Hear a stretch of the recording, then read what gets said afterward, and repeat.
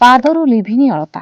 ଗାଁ ମନ୍ଦିରରେ ବନ୍ଧୁବାନ୍ଧବ ସହ ବ୍ରାହ୍ମଣଙ୍କ ମନ୍ତ୍ରଧ୍ୱନିରେ ସମାଜ ସାମ୍ନାରେ ମଥାରେ ସ୍ୱାମୀଙ୍କ ପାଇଁ 7 ଜନ୍ମର ସିନ୍ଦୁର ଲଗାଇ ଘରେ ଶାଶୁ ଶ୍ୱଶୁରଙ୍କ ସେବା କରୁଥିଲେ। ମାତ୍ର ବାହାଘରର 8 ଦିନ ପରେ ଦୀପକଙ୍କ ଭାଗ୍ୟରେ ଖେଳିଯାଇଛି କଳାବୌଦ।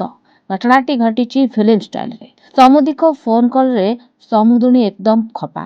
ଆସିଲେ ଝିଅ ଘର ବୁଲି, ଏରିଆ ଦେଖିଲେ, ଲୋକଙ୍କୁ ଚାହିଁଲେ, ଘରକୁ ଫେରିଯାଇ ସବୁ କହିଲେ। ଆରମ୍ଭ ହେଲା ଷଡ଼ଯନ୍ତ୍ର। ମାତ୍ର ଦିନକ ପରେ ରାଜକନିକା ଥାନାରୁ ପୋଲିସ ଧରି ସଦଳ ବଳେ ନନ୍ଦିପଦା ଥାନାରେ ପହଞ୍ଚିଥିଲେ। ଏବେ ଝିଅକୁ ନେଇଯିବା ପରେ ବିବାହିତ ଯୁବକ ଚିନ୍ତାରେ। ସତରେ ଦର୍ଶକ ବନ୍ଧୁ, ଏହିପରି ଆଜିକା ବିବାହ ବନ୍ଧନରେ କ'ଣ କିଛି ମୂଲ୍ୟ ନାହିଁ?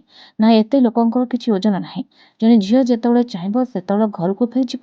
ତେବେ ଲୋକେ କାହାକୁ ବିଶ୍ୱାସ କିପରି କରିବେ? ତାଙ୍କ ଥାନା ରାଜକନିକା। ମୁଁ ତାକୁ 21 ତାରିଖ ଦିନ ସିଏ ଭଲ ପାଉଥିଲା ମୋତେ, ମୋ ସାଙ୍ଗରେ ଆସିଲା। ଆମର 23 ତାରିଖ ଦିନ ଆନ୍ଦପୁର କୋର୍ଟ ମ୍ୟାରେଜ ହେଲା। ତା ବାପା ମା ଉପସ୍ଥିତ ଥିଲେ, ସିଏ ବି ଥିଲା, ଆମ ଘର ଲୋକ ଉପସ୍ଥିତ ଥିଲେ। କୋର୍ଟ ମ୍ୟାରେଜ ହେଲା ପରେ ଆମ ଘରକୁ ଆସିଲା। ଯେମିତି ବାହାଘର ହେଲା, ଗାଁ ସାହି ପଡ଼ିଶା ଖାଇତେ ପିଇତେ ଦେଲେ, ଯେମିତି ହୁଏ ସମସ୍ତଙ୍କ। 24 ତାରିଖ ଦିନ ଆମର ବାହାଘର ହେଲା। ସେ ମୋ ସାଙ୍ଗରେ 15 ଦିନ ମୋ ସାଙ୍ଗରେ ରହିଛି, ଆମ ଘର ସାଙ୍ଗରେ ମିଶି ଚଳିଛି। ତା ମା ମାନେ, ତା ମା, ତା ଭାଇ, ତା ଆଈ ମା, ତା ମାମୁଁ 2 ଦିନ ପୂର୍ବରୁ ଆସିଥିଲେ ଆମ ଘରକୁ ତାକୁ ଦେଖିବା ପାଇଁ। ବୁଲିକି ଦେଖିକି ଗଲେ। ତାକୁ ଔଷଧ କରିଛନ୍ତି, କ'ଣ କହିଛନ୍ତି ମୁଁ ସେଟା ଜାଣିନି। କହିଲେ ଆମ ଝିଅ ସାଙ୍ଗରେ ଅଧଘଣ୍ଟା ଏକାଟା ଛାଡ଼ିବା କଥା କହିବାକୁ ଦିଅ। ଛାଡ଼ିନୁ, କଥା ହେଲେ। ସେଇଦିନଠୁ ତା ଝିଅ ଆମ ଘର ଉପରେ ସବୁବେଳେ ରାଗ ଚିଚିଡ଼ି ହେଲା।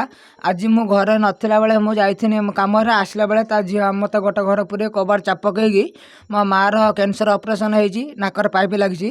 ତା ଭାଇ ଆସି ଜବରଦସ୍ତି କରିକି ମୋ ମାଆକୁ ଟଣା ଉତରା କରି ତା ପାଇପ୍ ଫାଇପ୍ ଟାଣିକି ମୋ ମାଆକୁ ଇଏ କରି ତାଙ୍କ ଝିଅକୁ ଜବରଦସ୍ତି ନେଇଗଲେ। ତାଙ୍କ ଝିଅର ଯାଇତେ ଇଚ୍ଛା ନଥିଲା।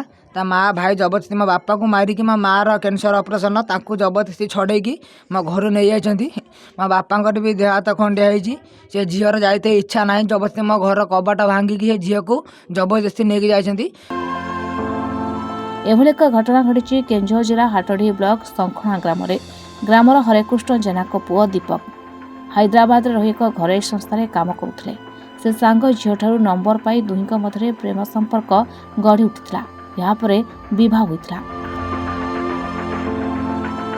ତେବେ ରାଜକନିକା ଥାନାର ଜଣେ ଝିଅକୁ ଭଲ ପାଇବା ପରେ ଝିଅ ଲୁଚିକରି ଘରକୁ ପଳାଇ ଆସିଥିଲେ। ଗତ 19 ତାରିଖ ଦିନ ଉଭୟ ଆନନ୍ଦପୁର ନୋଟରୀରେ ବିବାହ କରିବା ପରେ 24 ତାରିଖରେ ମନ୍ଦିରରେ ବିବାହ କରିଥିଲେ। ବିବାହର 15 ଦିନ ନ ପୂର୍ବରୁ ଗତକାଲି ଝିଅ ଘର ଲୋକେ ରାଜକନିକା ପୋଲିସକୁ ସାଙ୍ଗରେ ଧରି ଆସି ନନ୍ଦିପଦା ପୋଲିସ ସହଯୋଗରେ ଶଙ୍ଖଣାରେ ପହଞ୍ଚି ନିଜ ଝିଅକୁ ନେଇଯାଇଛନ୍ତି। ଏହାକୁ ନେଇ ଗାଁରେ କିଛି ସମୟ ପାଇଁ ଉତ୍ତେଜନା ପ୍ରକାଶ ପାଇଥିଲା। ତେବେ ନନ୍ଦିପଦା ପୋଲିସ ହସ୍ତକ୍ଷେପ ପରେ ପରିସ୍ଥିତି ଶାନ୍ତ ପଡ଼ିଥିଲା। ମୋର କ'ଣ ଭୁଲ ଅଛି, କ'ଣ ଅଛି ଥାନାକୁ ଏବେ ଆମେ ଯିମୁ କମ୍ପ୍ରମାଇଜ୍ କରିବାକୁ। ଯଦି କିଛି ଅସୁବିଧା ହେଲା ଆମ ଘର ଆସି ବସିକି କଥାବାର୍ତ୍ତା ହେଇପାରିଥାନ୍ତେ। ସେ ଜବରଦସ୍ତି ଥାନାକୁ ମୋ ମାଆର ଏଇଭଳିଆ କ୍ୟାନ୍ସର ଅପରେସନ୍, ଆମର ଇଏ କିଛି, ମୋ ମାଆଙ୍କର ଏତେ ଅବସ୍ଥା, ତାଙ୍କୁ ଆସି ଟଣା ଉତ୍ତରା କରିକି ନେଇକି ଗଲେ। ମୁଁ ଖଣ୍ଡତ କୂଳର ଜନ୍ମ, ମୁଁ ଜୀବନ ଥରେ ବାହା ହେଲି, ମୁଁ ଆଉ ଥରେ ବାହା ହେଇପାରିବି କି? ଯେମିତି ହୁଏ ସେମିତି କଲା ପରେ ସିଏ ଆସି ଜବରଦସ୍ତି ତାଙ୍କ ଝିଅକୁ ନେଇଯାଉଛନ୍ତି। ଝିଅର ବି ଇଚ୍ଛା ନାହିଁ, ତାଙ୍କ ବାପା ମାଆ ଫୋର୍ସ କରିକି ଆସି ନେଇଯାଉଛନ୍ତି। ଏଇଟା ଠିକ୍ କଲେ କି? ମୁଁ ଚାହୁଁଛି କେବେ ମୋ ସ୍ତ୍ରୀ ମୋ ପାଖକୁ ଆସୁ, ଆମେ ଥାନା ବାଟକୁ କ'ଣ ପାଇଁ ଯିବୁ? ଯାହା ବି ଭୁଲ ହେଇଛି ମୋ ଘରେ ଆସିକି ବସିକି, ବାପା ମା ଆଗରୁ ଥରେ ଆସିଥିଲେ ଦେଖିକି ଯାଇଛନ୍ତି, ଏବେ ଆସିକି ମୋ ଘରେ ବସିକି କଥାବାର୍ତ୍ତା ହୁଅନ୍ତୁ। ତାଙ୍କ ଝିଅ ଯଦି ନ ଚାହିଁବ ତାପରେ ଥାନା ଫାନାକୁ ଯିବେ। ହାଟଡିହିରୁ ବିଭୂତି ଭୂଷଣ ଜେନାଙ୍କ ରିପୋର୍ଟ, ରିପୋର୍ଟର୍ସ ଟୁଡେ।